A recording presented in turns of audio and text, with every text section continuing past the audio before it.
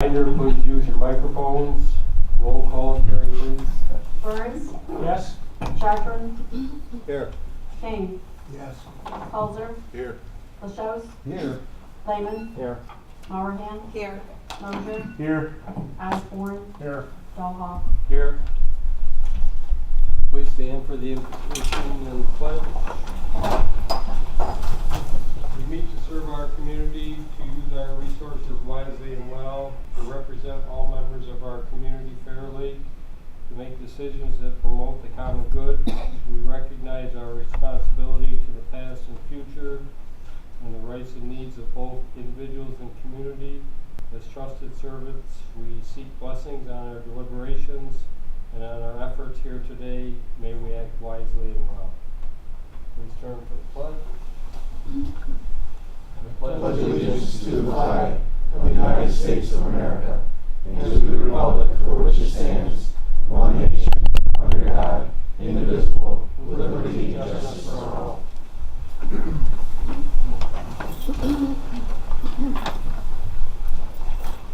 The March 5th meeting minutes have been distributed and stand approved unless someone would like to make a comment or correction.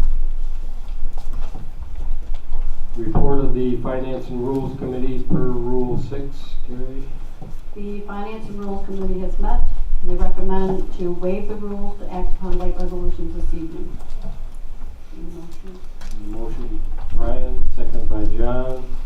All in favor? Aye. Opposed? Motion carries. Tonight we have three proclamations to be presented. The first one will be Josh Hardesty for saving a life. Josh, would you like to come up?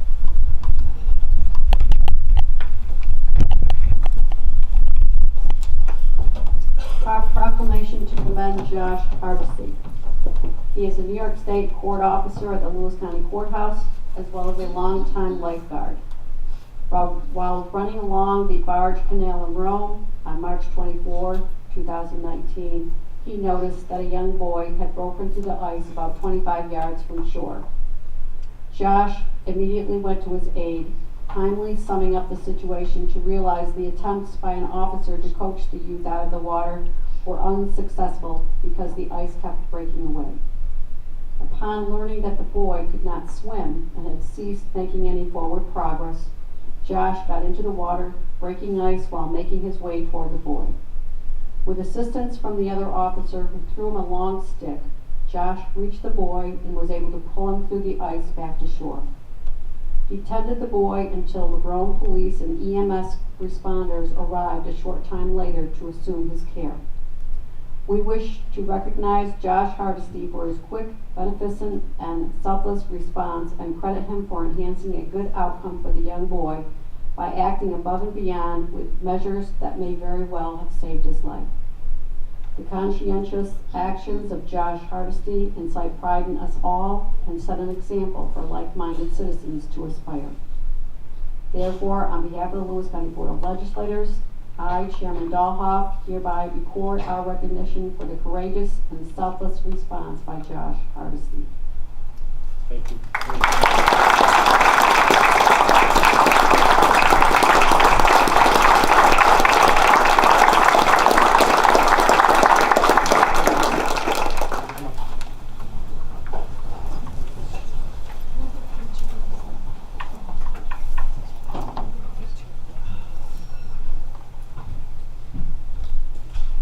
Next we have Regan Damagala, New York State Dairy Princess.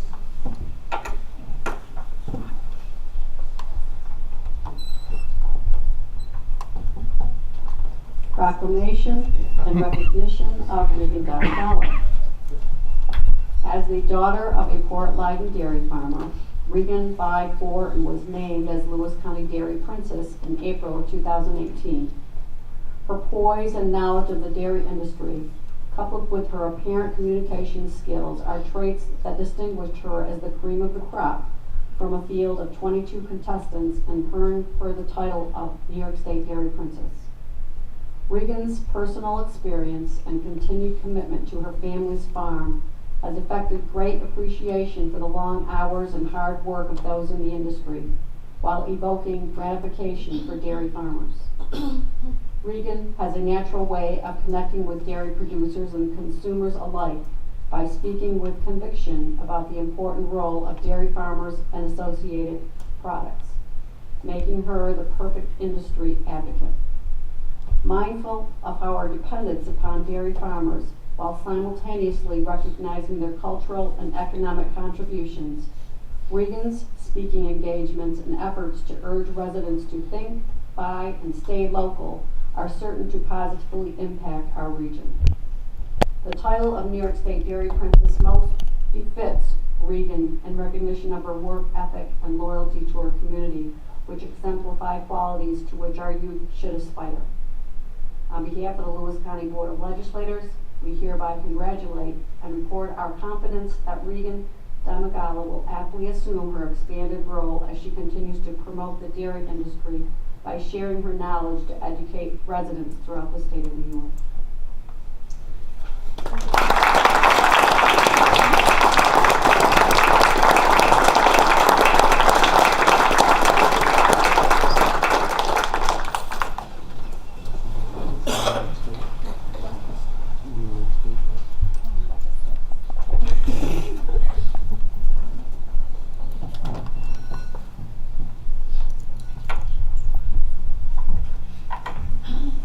Next we have the Harrisville basketball team.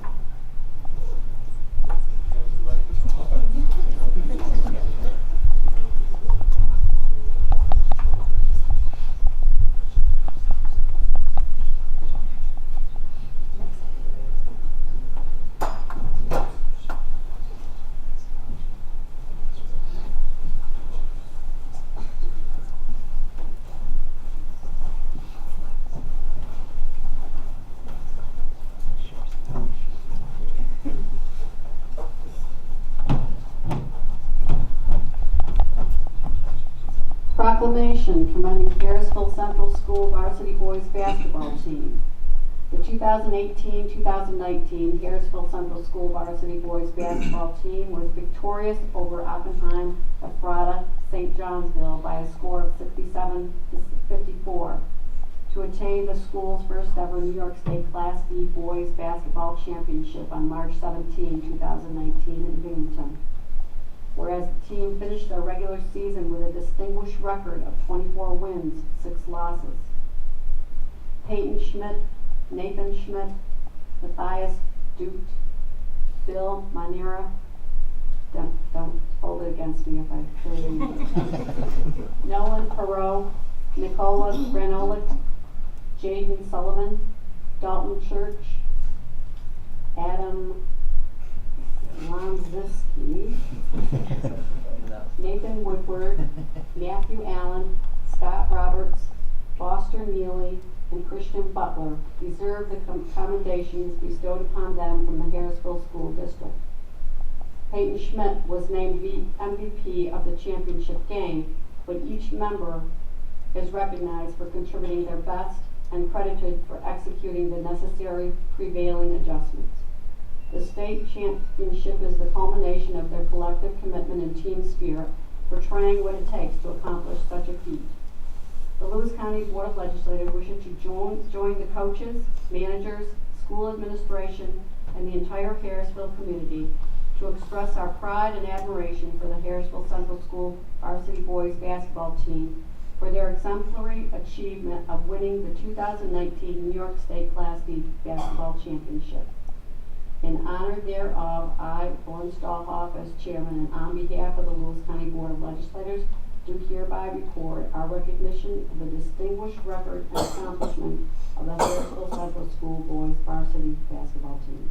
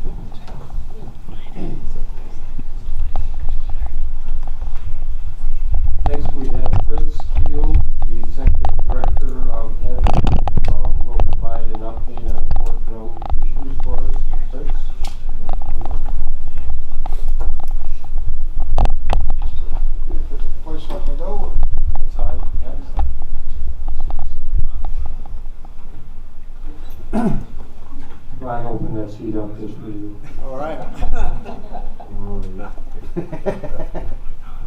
The hot seat. That's where I like to be. You like it, you can Well, Mr. Chairman, members of the Lewis County Board of Legislators, and fellow citizens of the North Country, first of all, thank you very much for giving me the opportunity to come and talk to you and discuss the important mission of Advocate Drum, otherwise known as the Fort Drum Regional Liaison Organization. My name's Fritz Keel, and for the past 10 months, I've had the privilege of serving as the Executive Director for Advocate Drum. So tonight, really what I'd like to do is talk a little bit about some issues that'll face Fort Drum and the community here in the future, but also just as a way of reminding folks what the Fort Drum Regional Liaison Organization, or Advocate Drum, is really all about, and kind of give just a little bit of a history of the organization that's been in existence for about 35 years now. But before I go into that, first of all, I'd really like to just say thank you to the Lewis County Board for your stalwart support over the years.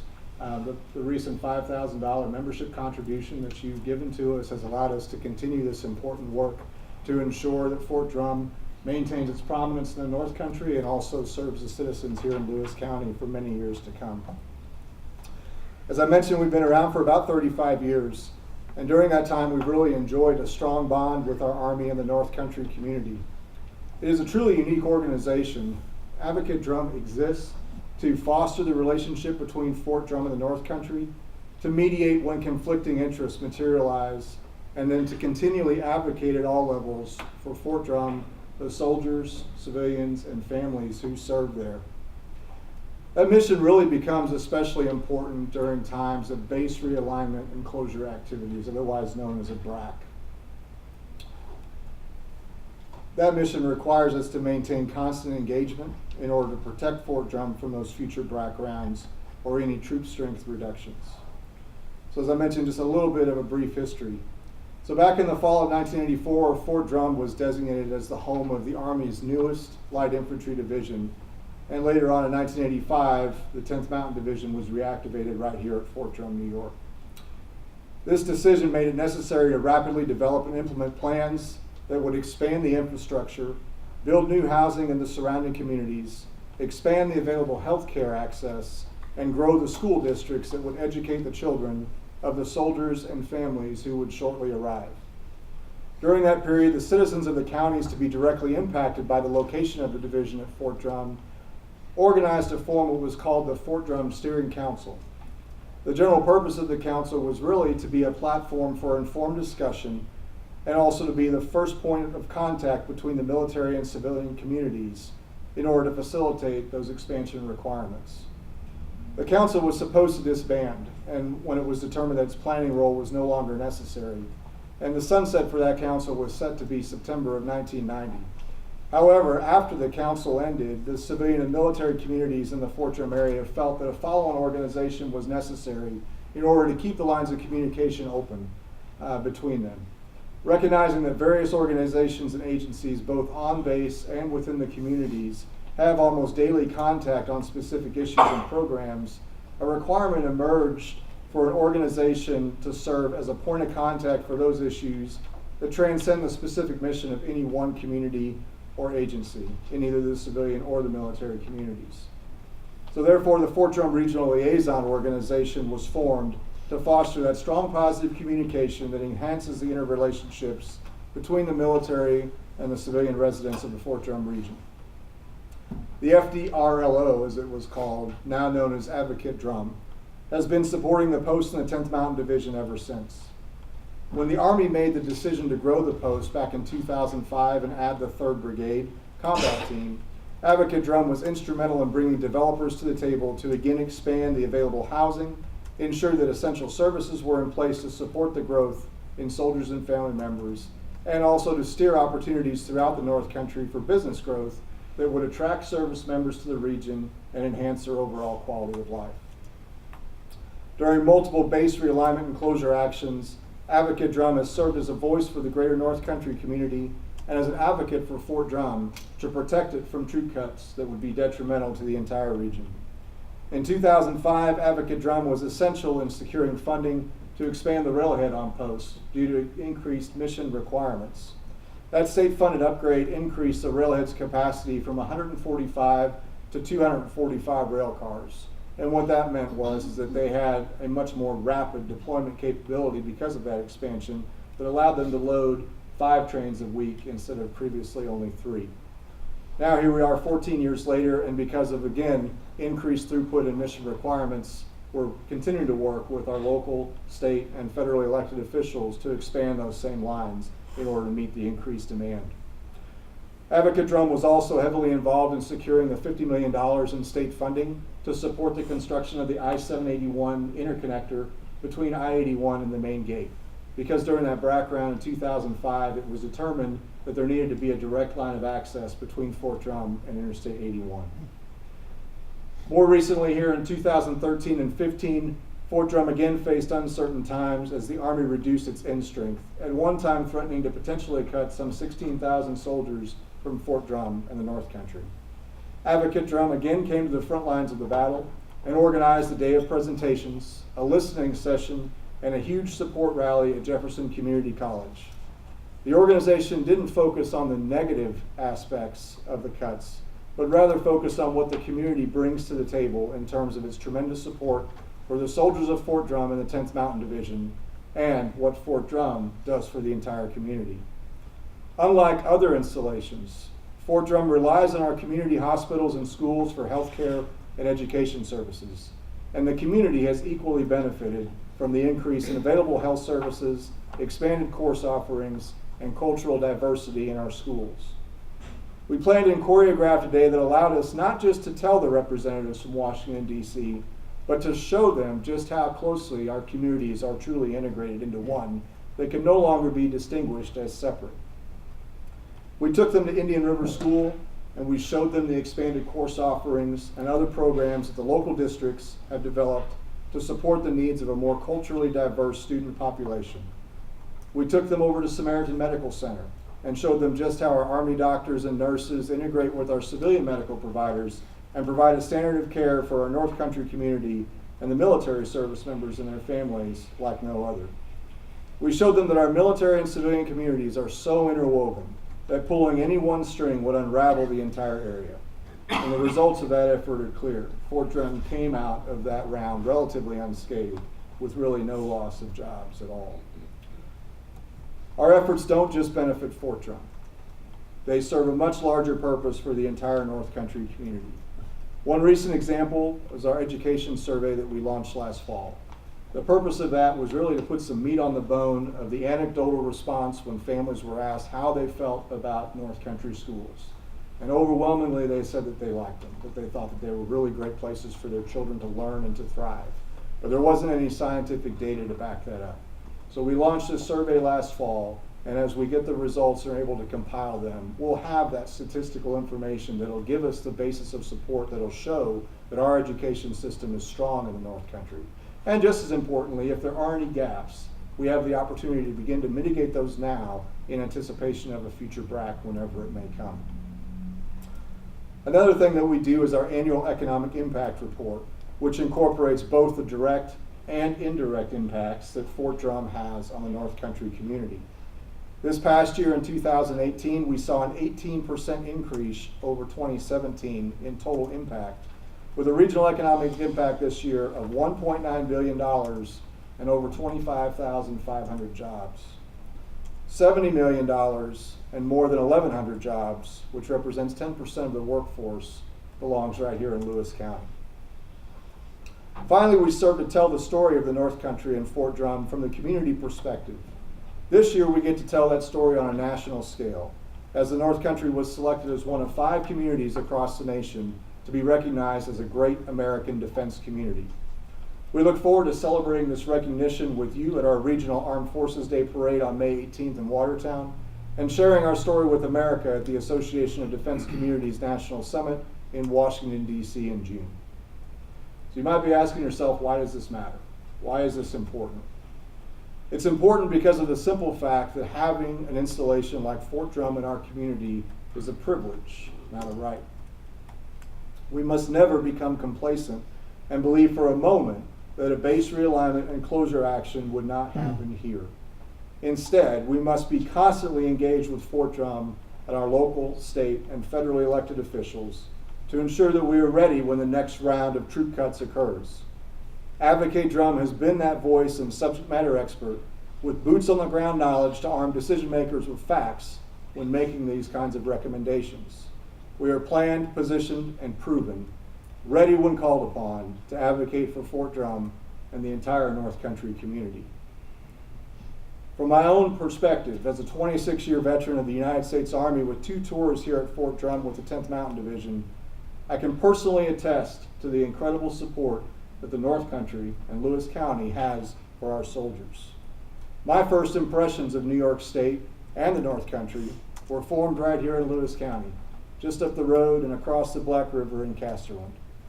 During 2 deployments with the division to Afghanistan and Iraq, this community rallied around my family and gave them all the support they needed while I was away. It is because of Advocate Drum and its work over the past 35 years that the relationship between Fort Drum and the surrounding community is so strong. When I decided to retire last summer, I was fortunate to join this dedicated group of volunteers to continue to support the brave men and women of the 10th Mountain Division, Fort Drum, and the community that I call home. I thank you again for the opportunity to tell you a little bit about this organization, to thank you for your support of Advocate Drum over the years, and thank you for all that you do to advocate for Fort Drum and the North Country. I'd be happy to answer any questions that you might have. Do we have any questions for Fritz? Thank you very much. Thank you.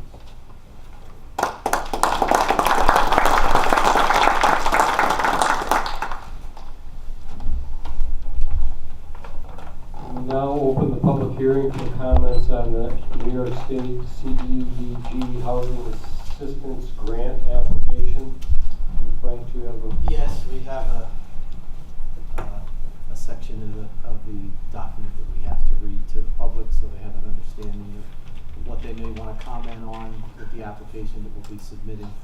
Make sure they stay awake for it. Yeah, it's the usual. Tonight's public hearing is for the purposes of hearing public comments on the county's community development and housing needs, and to discuss the possible submission of 1 or more community development block grants, basically known as CDBG grants. Applications for 2019 special funding round this year. The CDBG program provides funds to local governments for housing, economic development, public facilities, public infrastructure, and planning, with the principal beneficiaries being persons of low or moderate income. The CDBG program is administered by the New York State Office of Community Renewal. The program may also aid in eliminating slums and blight and in addressing urgent needs. This hearing will provide information about and allow for participation in possible development of the grant application, receive comments and any proposed projects, and receive technical assistance to develop alternative proposals.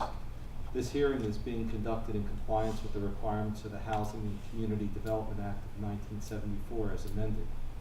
Approximately $10 million is available for community development block grant funding for housing activities for this special funding round, and the application is due April 26th, 2019. No short time frame. The county can apply for up to $1 million for housing projects that would include replacement of mobile homes, housing rehabilitation, home ownership assistance, and residential water and wastewater systems such as wells and septic system replacement. That primarily benefits low and moderate income persons. At least 51% of the persons benefiting from the CDBG program must be low and moderate income persons according to the HUD income limits provided in the application. 70% of the New York State CDBG funds expended must benefit low and moderate income persons. We will be, and Cheryl will be giving an update on the process, but we will be applying for the maximum, which would be $1 million. Cheryl, would you like to take it from I there? guess that's my cue, huh? Okay, Snowbelt would like the county to consider 2 applications, one for homeownership assistance in an amount to be determined. Right now we don't know what the actual number will be, but we're looking at it would be approximately $450,000 for home ownership because the money has to be spent in 2 years from the time of the award. So under this program, it would provide down payment, closing cost, and repair assistance to income eligible applicants who want to purchase their first home. The assistance would be in the form of a 100% deferred payment loan for up to $40,000 per unit that would become a grant as long as they remain in their home for 10 years.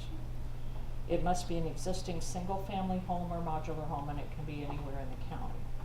We would expect approximately 10 households would be assisted utilizing this money. Another application that we would like the county to consider would be mobile home replacement program. And this is a program that could provide up to $100,000 per unit to replace dilapidated mobile home. It would be the household must own the land, so it would be owner occupied. And the funding would include installing the home on a permanent foundation. It would be a new home, new manufactured home. And it could include well and septic if that needed to be replaced as well. We would expect to complete approximately 4 to 5. Again, we don't have an exact number, in an amount up to $550,000. So between the two of them, we'd be looking at close to $1 million. Snowbelt would administer the grants on behalf of the county as a subrecipient, and we are accepting. We're asking people to call us if they're interested in either one of these programs. And our phone number is 315-376-2639, extension 1. And we're asking people, when they call us, we're collecting basic information, basically trying to develop more of a waiting list. Right now we have 27 people on our list for home ownership, and we have about 14 so far on our list for mobile home replacement. Thank you. Any questions for Sharon? Yeah, I do. Other than home communication, so how do people, is there other ways that they can find out about this? I mean, it must be publicized, I assume. Well, we have a website, but they can also just call our office, and that would be the best way, because then, or come into the office. Right now, we still have enough grants. I think we have about 1 grant left from the home ownership that you applied for a couple years ago. So we're looking to replenish that program. But yeah, the easiest way is just to call our office. Okay, You thank know, you. and then for the home ownership, we can send them an application as well as take some information. Right now, we don't have any funds for mobile home replacement. The county was awarded $718,200 for a housing rehab program just recently, but they won't allow us to do any work on mobile homes. So that's why we're asking. We had done a couple of mobile homes, replaced a couple of mobile homes prior to that, and they've changed the rules now. So in order to do mobile home replacement, you have to do a separate application.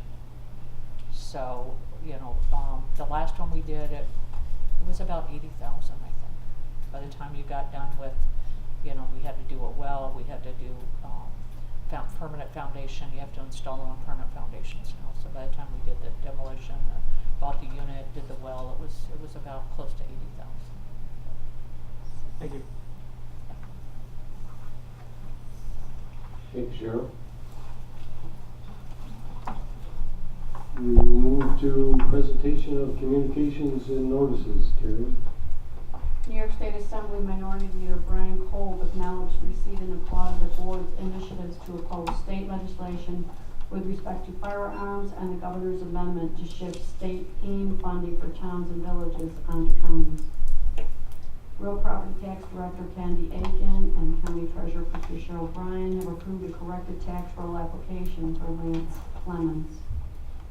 The board acknowledges receipt of resolutions enacted by the Allegheny County Legislature opposing state legislation that will prohibit firearms as prizes in any game of chance. From Clinton County and the town of Arietta and Hamilton County in support of snowmobiling and increasing snowmobile trail miles in the Adirondacks.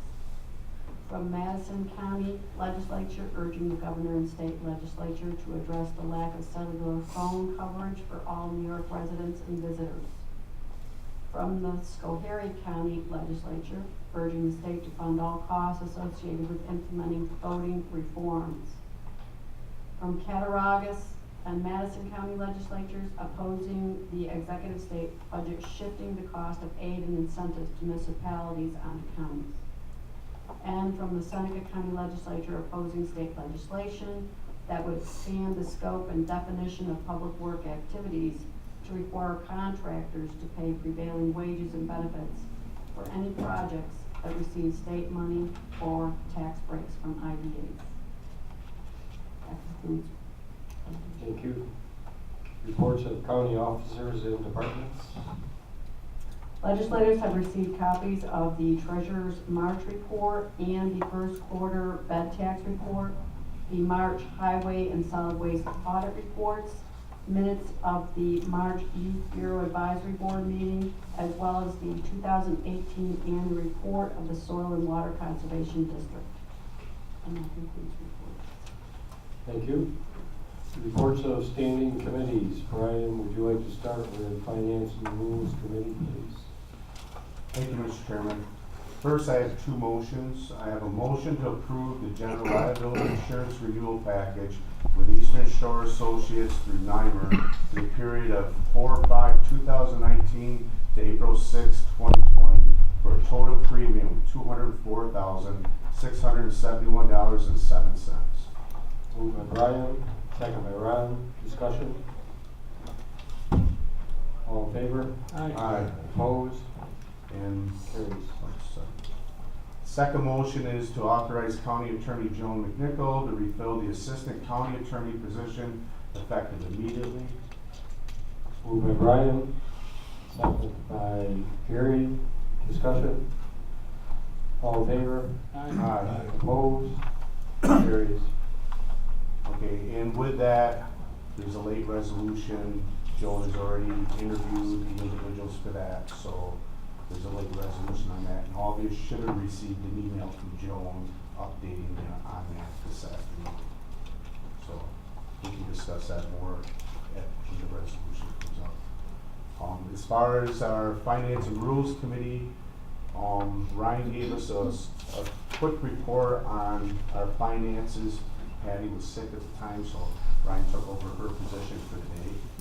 So, It's a scary thought. yeah, reporting like this, it's just, this information now is just kind of for the public because everyone's been at all these committee meetings. So, we went across, we talked about the municipal insurance, NYMER, which we just renewed through the motion.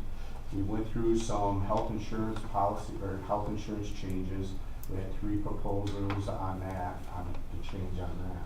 But other than that, I mean, Chris presented to us his Fred Flintstone way of keeping records, and that we gave him an approval to update it so his program will work along with our Tyler Mills program, so that'll help his office with efficiencies. And other than that, I think that would be all I have to report, Mr. Chairman. Any questions for Brian? Dick? Yeah, Brian, on Chris's, when he came in with the report and stuff, trying to get his update, I got a call the next day asking why he quit. When he walked out the door, they couldn't see with the cameras and they thought he walked out. Well, Chris is still here, obviously. Yeah, there he is over in the corner, don't walk out next time. Thank you, Brian. Jerry, General Services Committee? Thank you, Mr. Chairman. I've got 2 motions. The first motion is to award bids for hot asphalt mix to Barrett Paving, Hanson, and Pave Right, and to Gorman Midland for paver place surface treatment based on the type of job or project location in accordance with tabulation of all bids prepared by the highway superintendent and placed on file with the clerk of the board for the period of 4/1/19 to 3/31/20. I'd like to make that a motion. Moved by Jerry, second by Brian. Discussion? All in favor? Aye. Aye. Opposed? Carries. Second motion is to authorize Highway Superintendent Warren Shaw to fill 2 full-time MEO positions effective immediately. Moved by Jerry, second by Andrea. Discussion. Those refilling retired? Yes. Okay, One's a retiree, one's a transferring jobs. okay. Funded vacancies. Okay. All in favor? Aye. Opposed? Carries. And the other thing we got RFQs back for the, excuse me, fuel area, and we're looking at those and making progress on that, so. And that's all I have, Mr. Chairman. Questions? Thank you, Jerry. Greg, Health and Human Services Committee? Thank you, Mr. Chairman. Let's see. I have 2 motions to bring forward. A motion to authorize refilling a full-time keyboard specialist shared by Community Services and the Human Resource Department, effective immediately. Moved by Greg, second by Tom. Discussion? All in favor? Aye. Opposed? Carries. And the next motion is a motion to authorize Social Service Commissioner Jennifer Jones to refill 1 Social Service Program Examiner, contingent permanent, due to a promotion effective April 1, 2019, and 1 Community Service Worker, contingent permanent, due to promotion effective immediately. Moved by Greg, second by John. Discussion? All in favor? Aye. Opposed? Carries. That's all I have for you, Chairman. Thank you, Greg. Dick is the rep for the Hospital Board of Managers. Okay, thank you, Chairman. First off, Jerry Chair introduced and welcomed Kelly Birchenoff to the Board of Managers at our last meeting. She will be in the OBGYN. She's been a provider of that service already for 12 years, and she signed a contract to join our health system effective July 1st. That's what I almost spilled the beans on last week when last month when I should have. Ms. Birchenoff is a graduate of Law Academy Central School, and for you historians out there, she graduated just 40 years after I did. We recognized a moment of silence for 2 of our employees that passed away, Nancy Foster and Barbara Semick, and I'd ask that you keep those families in your thoughts and prayers. Employee of the Month was Brenda Alfano. She's a CNA, and she was Employee of the Month for February. If you see her performing her job, congratulate her. And then we had an Employee of the Year named, and the Employee of the Year, we have 12 Employees of the Month, and those 12 names go into Employee of the Year, and there's a voting process, and we select. And this year, it was Tracy Goldbright. She's an RN, and she was presented with a plaque on behalf of the Board of Managers at that meeting. We had a discussion on committee structure for our hospital board, and we're going to change to a similar thing to what we're doing here. We're going to combine up some committees so we don't have quite so many. And we're going to have it so that our committee meets before our 3rd Tuesday so that we can get job applications and stuff down here so it can be discussed at that meeting. That'll cut a whole month off that recruitment process for us. So that was one of the biggest things for doing that. Our average age of employees at the facility is 42, and I didn't ask, but I think that's good news, and I think it's gone down. I remember it as being more than that in years past. So. You're going to see tonight a couple of positions to be filled in here.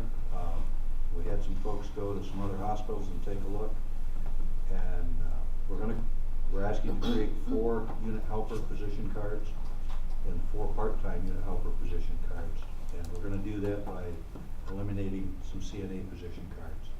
And we have like 28 CNA cards. They roll over almost every year, so we never fill the CNA cards. So this will relieve some of the pressure on the CNAs and the LPNs and the RNs. These folks can serve meals, they can clean up rooms, they can get blankets, that type of stuff. They can help move the people around.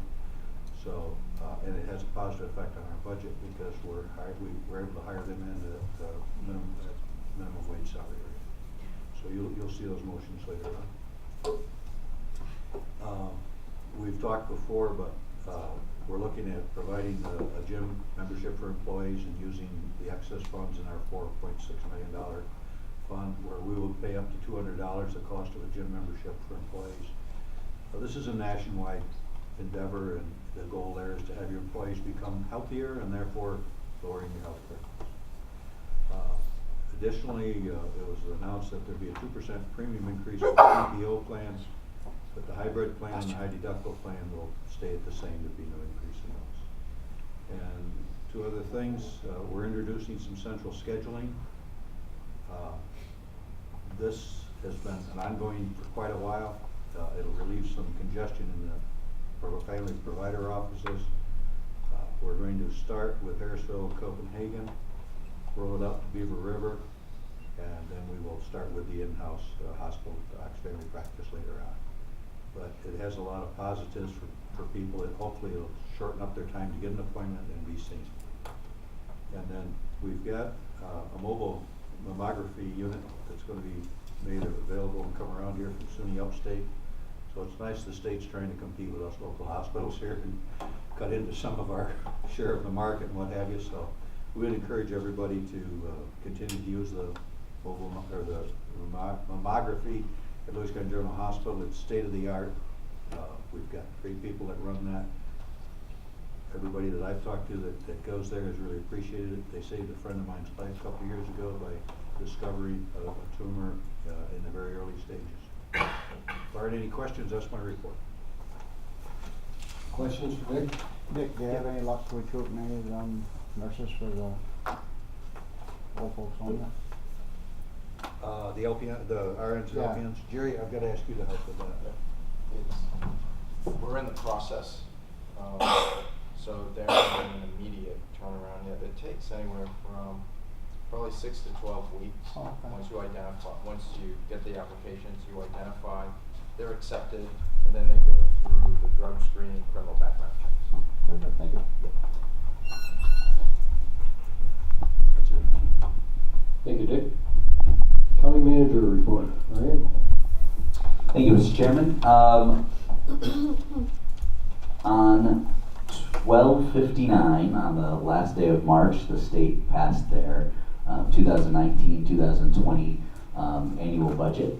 And if you don't mind, I'd like to take these few minutes to just hit some of the highlights that will affect Lewis County going forward here.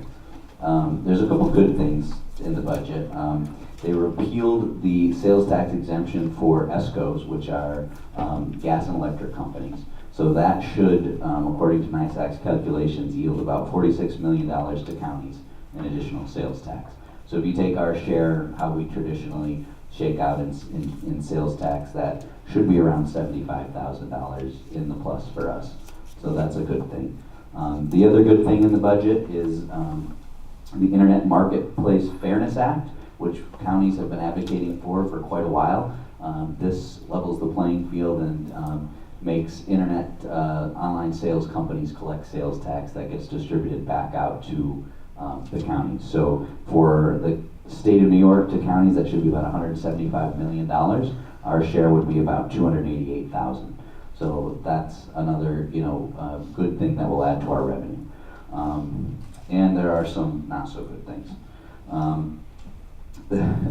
The AIM funding that was cut, that's aid incentive to municipalities. You heard all of the other counties have all been doing resolutions and making press statements. We did our fair share. However, we were not successful. The ultimate budget does have counties covering those costs. So that's $60 million in total cuts. In Lewis County, that shakes out to be, where's my note here? Let's see. Sorry. $186,403. So, that is something that we'll have to account for next year. We won't have to pay that directly. The state is going to do us the favor of just keeping that amount from our sales tax back and distributing it to the towns. Election reforms, we've talked a lot about this. Early voting, if you recall, Board of Elections gave a presentation about all the changes. The good news is the state did include $10 million to cover the operating cost of early voting, because we now have to operate an additional site for 8 days prior to the election. So they allocated $10 million to help the counties with that cost, and they allocated $15 million for poll books, electronic poll books, which were a cost that we were worried we were going to have to cover. So those two things have been taken care of. Other election reforms, the polls must be open on primaries from 6 a.m. to 9 p.m. That's a new thing. And employees must be allowed 3 hours paid time off in order to vote on election day, if they don't have time before or after work. The way our schedule works out, we are covered. We don't have to offer more PTO, but other employers may. It probably affect the hospital depending on how their shifts fall. The next thing is criminal justice reform. Cashless bail was approved, so we will not be holding, and the DA is going to give a more detailed report in committee, but we can no longer hold folks, after arrest, as long as it is a non-violent, non-felony charge. We have to release them with an appearance ticket to come back before the magistrate. We also have updates to our rules on speedy trial and discovery reform, so that will affect how quickly we have to complete investigations and turn over our documents to the defense. The DA, again, can comment more on that, but basically it has to do with turning around our police reports, getting them back to the defense, and getting people in front of a judge a little more quickly. Not really a problem that we've had in upstate New York, more of a downstate problem, but it's one size fits all sometimes with the state. Legalization of marijuana is not included in the budget. That was something that was put in early rounds of the budget but was stripped out at the end. It's still expected to be included by the end of the year. Everything we've heard is that it will come through, just maybe not in the budget. The other big thing that affects us is the tax cap. This budget makes the tax cap permanent. So what they've been doing in the past is every 3 years they've had to recertify the tax cap. It might be every 4 years. That is no longer the case. It's an automatic in perpetuity now. We are stuck to the 2% or rate of inflation increase. So that is something that we'll be living with for the foreseeable future. Some other good things are Office for the Aging. They allocated $15 million. If you heard Kelly talk about our ISIP program, which is our home visits and home care for some of the elderly, we have a huge waiting list. Everyone across the state has a waiting list. So they've allocated $15 million to help cover those folks that are on the waiting list.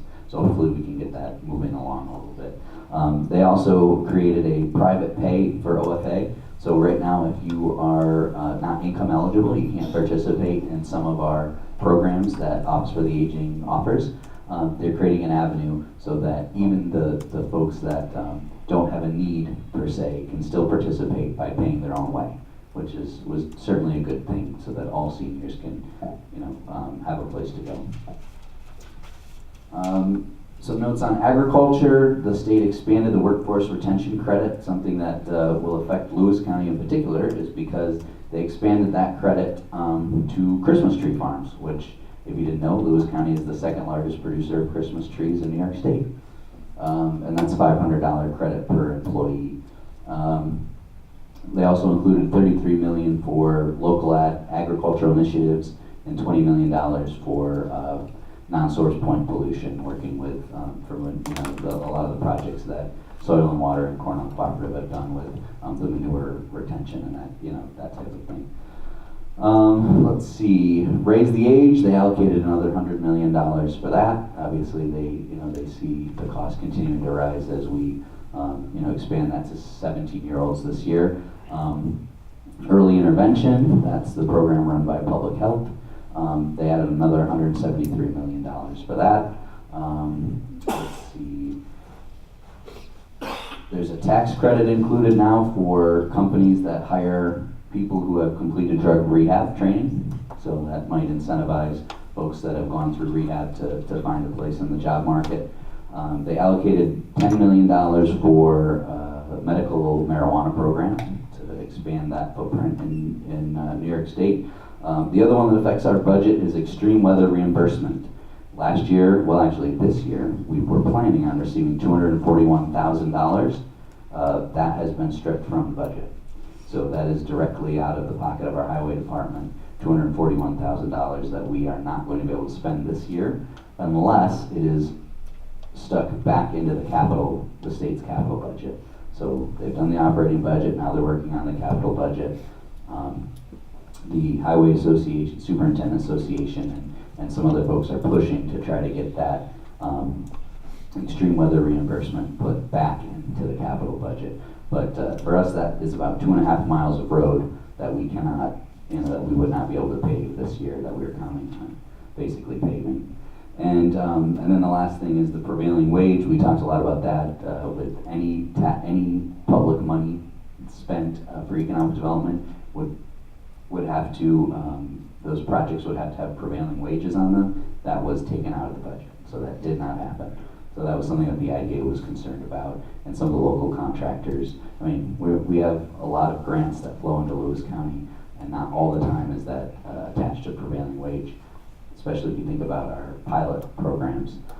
So that was certainly a good thing that was not included, but that doesn't mean they won't do it later in the session. So that's just a brief update on what's headed our way. Like I said, some good things and some things that are not so good, but we do the best we can to advocate and express our position to the state. So that's all I have, Mr. Chairman. Any questions for Ryan? Thank you, Ryan. Patty, Treasurer's report, please. Thank you, Mr. Chairman. I have the balances for the month. Special legislative contingency is $99,942. Regular contingency is $200,000. Capital data processing is at $73,360.81.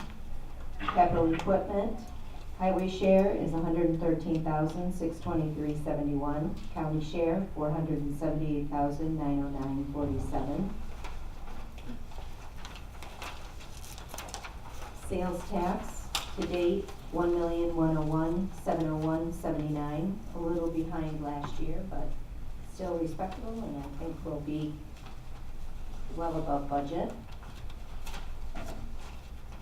And internal service fund, I haven't received anything yet for 2019, so these are still as of 12/31, but you can see the fund balance was at $4,664,094.96. And that's all I have, unless anyone has any questions. Any questions for Patty?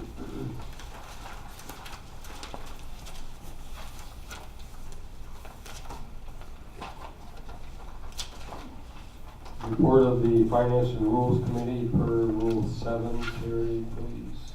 The Finance and Rules Committee reports that they've examined the claims presented for payment, total amount of $1,851,489.99, and recommend that they be audited and allow for the amounts claimed.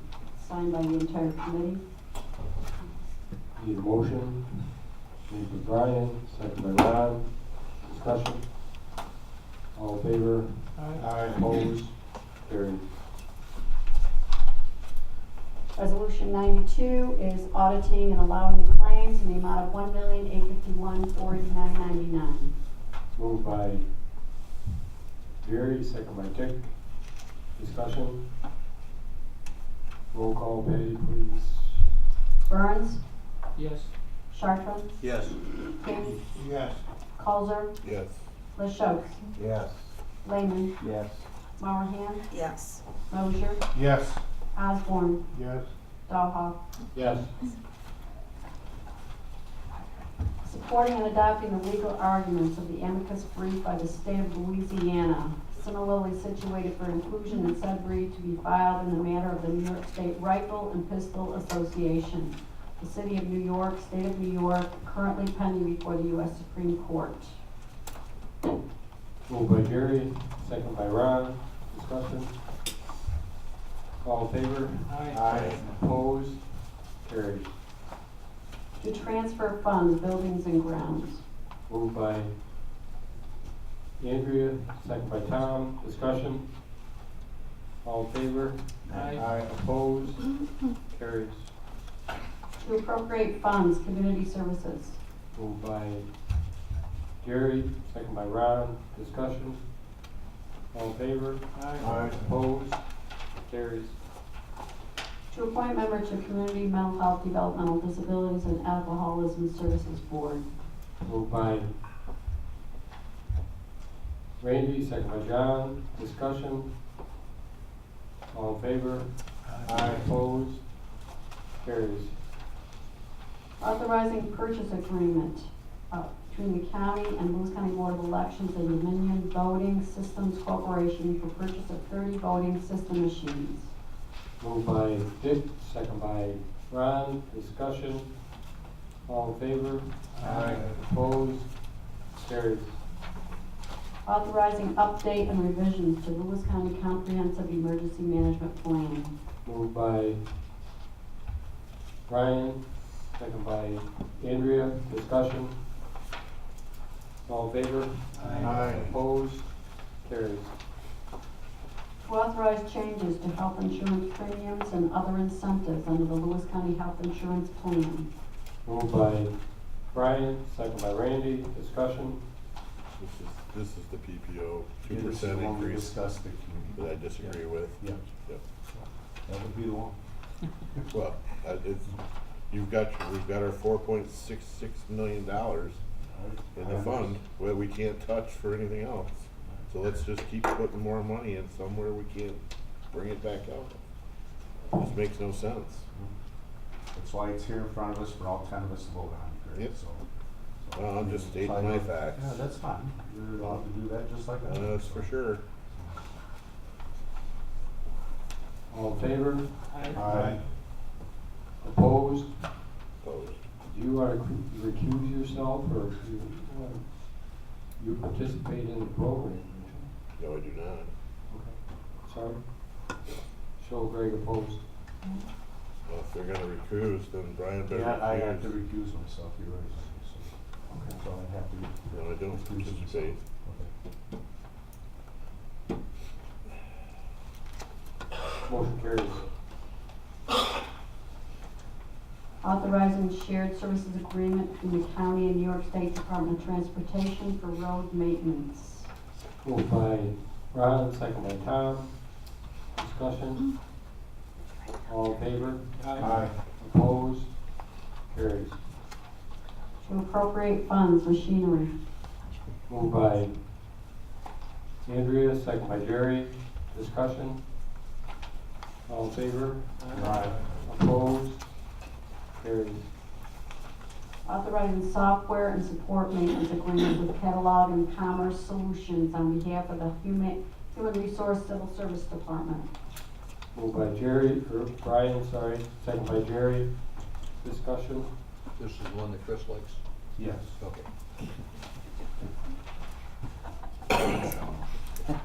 I think he left. Oh, he's hiding. He doesn't have to chisel stone anymore. He's back there holding his breath. All in favor? Aye. Opposed? Carries. Authorizing agreement between the county and Spectrum Enterprise for high-speed internet service. Moved by Brian, second by Tom. Discussion? All in favor? Aye. Opposed? Carries. To transfer funds, information technology. Moved by Ron, second by Jerry. Discussion? All in favor? Opposed? Carries. Authorizing extension amendment to agreement between the county and Bergman Associates under the state's Brownfield Opportunities Area Implementation Strategy Grant for Village of Lions Falls. Moved by Brian, second by Tom. Discussion? All in favor? Aye. Opposed? Carries. Authorizing grant application for 2019 Office of Community Renewal Resource Development funding for municipalities affected by decommissioned schools in South Louis Central School District. Moved by Tom, second by Jerry. Discussion? All in favor? Opposed? Carries. Authorizing agreement between New York State Division of Criminal Justice and Probation for pre-trial release alternatives to incarceration. Moved by Andrea, second by John, discussion. All in favor? Aye. Opposed? Carries. Appointing member to Public Health Professional Advisory Health Services Committee. Moved by Gary, second by Ron, discussion. All in favor? Opposed? Carries. Authorizing preschool related program service rate increases. Moved by John, second by Brian, discussion. All in favor? Opposed? Carries. Authorizing amendment to lease agreement between hospital and Lewis County Public Health Agency to include Frontier Telephone Service. Moved by John, second by Ron, discussion. All in favor? Opposed? Carries. To transfer funds, Public Health Department. Moved by Tom, second by Dick, discussion. All in favor? Opposed? Carries. Providing comment to the Department of Environmental Conservation on the Pepper Box Wilderness Draft Unit Management Plan. Moved by Ron, second by Jerry, discussion. All in favor? Opposed? Carries. Opposing New York State Assembly Bill 00722 and Senate Companion Bill for a blanket restriction and ban on hunting competitions involving the taking of wildlife. Moved by Ron, second by John, discussion. All in favor? Opposed? Carries. Authorize a renewal agreement between the county and United Radio for ongoing preventative maintenance on the public safety radio system. Moved by Tom, second by Ron, discussion. All in favor? Opposed? Carries. To rescind Resolution 79 and appropriate funds for E911. Moved by Andrea, second by Jerry, discussion. All in favor? Opposed? Carries. Authorizing applications for 2019 Small Cities Community Development Block Grant. Moved by John, second by Tom, discussion. All in favor? Opposed? Carries. Authorizing agreement between DSS and CARES of New York. Moved by Brian, second by John, discussion. All in favor? Opposed? Carries. To appropriate funds for social services. Moved by Ron, second by Jerry, discussion. All in favor? Opposed? Carries. Authorizing agreement between DSS and Susan Green for trauma-informed care training. Moved by Dick, second by John, discussion. All in favor? Opposed? Carries. Authorizing agreement between BOCES and Lewis County for placement of students in approved work-based learning sites under the community-based training program. Moved by Brian, second by Randy, discussion. All in favor? Opposed? Carries.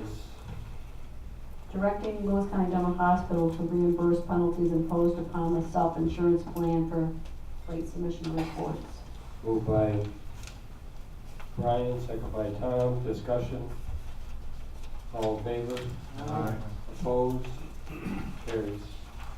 To appropriate funds, social services. Moved by John, second by Jerry, discussion. All in favor? Opposed? Carries. Appointing member to Youth Bureau Advisory Board. Moved by Brian, second by Randy, discussion. All in favor? Opposed? Carries. Appointing members to Youth Bureau Advisory Board. Moved by Ron, second by Andrea. Discussion.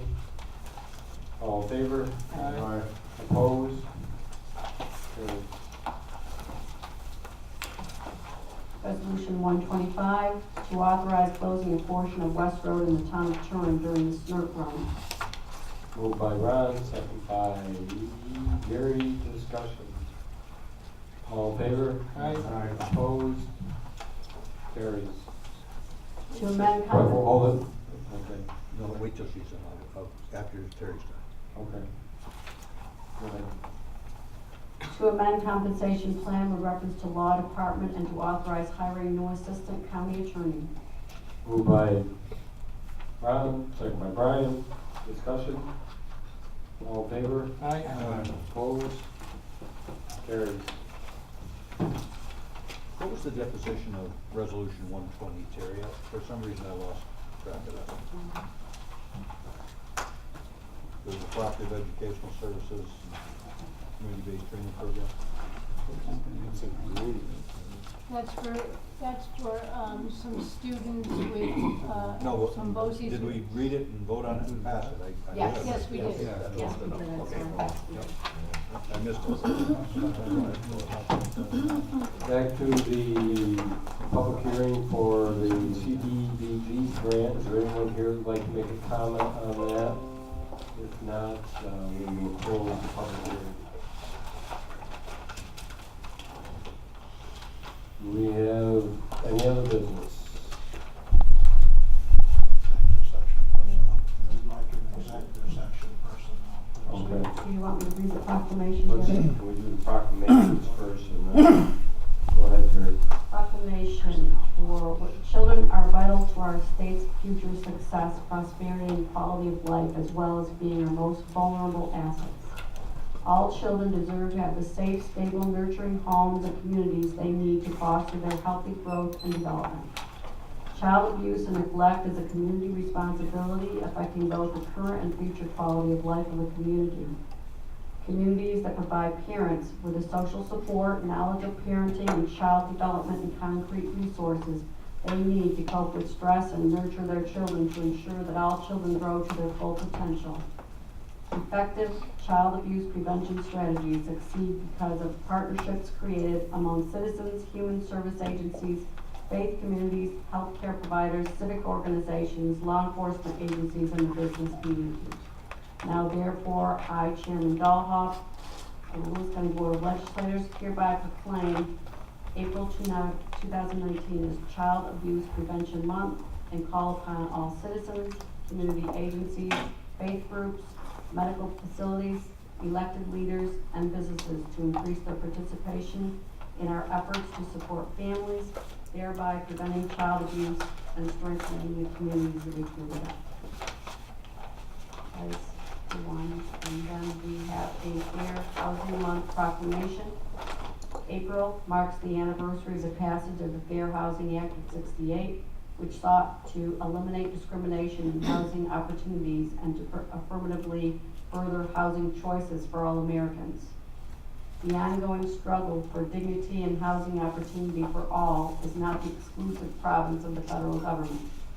Vigorous local efforts to combat discrimination can be as effective, if not more so, than federal efforts.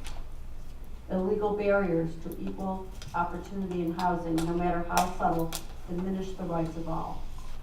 Now therefore be it resolved that in pursuit of the shared goal and responsibility of providing equal housing opportunities for all men and women, the Board of Legislators of Lewis County does hereby join in the national celebration by proclaiming April 2019 as Fair Housing Month and encourages all agencies, institutions, and individuals, public and private, in Lewis County to abide by the letter and spirit of the Fair Housing Law. I have a motion by Jerry, I believe, to enter executive session, second by Brian. Do we have any discussion? What is the For purpose? personnel. Personnel. What personnel? Not name the person. No, but I mean, about salaries or what is it about? It's about salaries and, job performance. All in favor? Aye. Opposed?